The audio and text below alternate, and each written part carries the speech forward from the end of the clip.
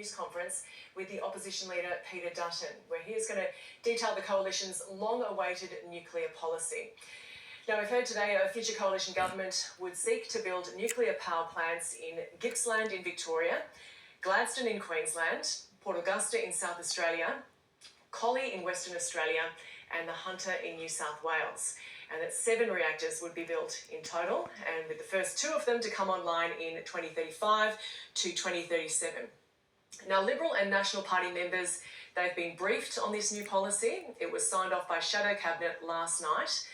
And these reactors would be built on the site of existing coal-fired power stations, so using existing transmission line infrastructure, and these mostly in coalition electorates. So we're going to hear more from Peter Dutton shortly, and the ABC's political lead David Speers will be with us for analysis. Now, ahead of this announcement, we knew that it was likely to be announced this morning. The New South Wales Premier Chris Minns was asked about this on the ABC this morning about nuclear power. He said it's very expensive, it takes a long time.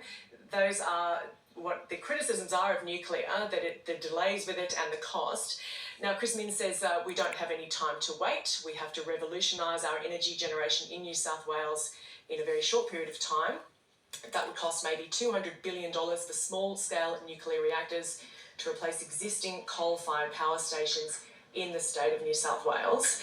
Chris Minns saying he doesn't know where the money is going to come from, that it can't come on the back of hard-working taxpayers in New South Wales because they just can't afford it. Now, we were speaking to the host of RN Breakfast, Patricia Karvelas, earlier, and she pointed out that in terms of the cost and who would pay for it, that's what's come out in this detail, the taxpayer would.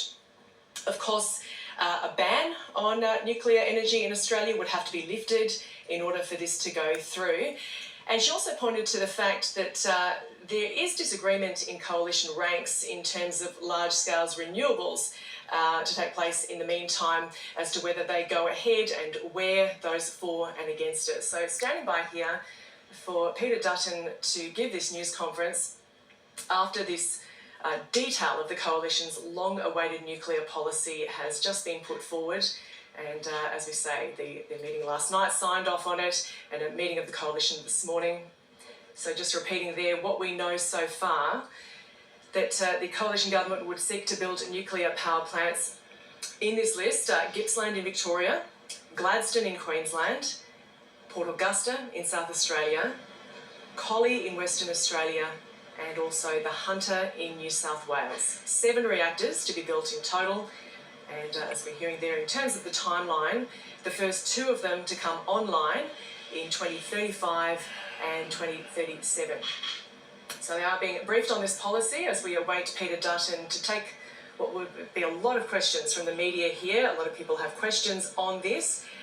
He will face those questions shortly as we await him to get there. But as we heard there, the reactors to be built on the site of existing coal-fired power stations and using existing transmission line infrastructure, mostly in coalition electorates. So waiting here to hear from Peter Dutton shortly as we await that shot there that you're seeing in Sydney.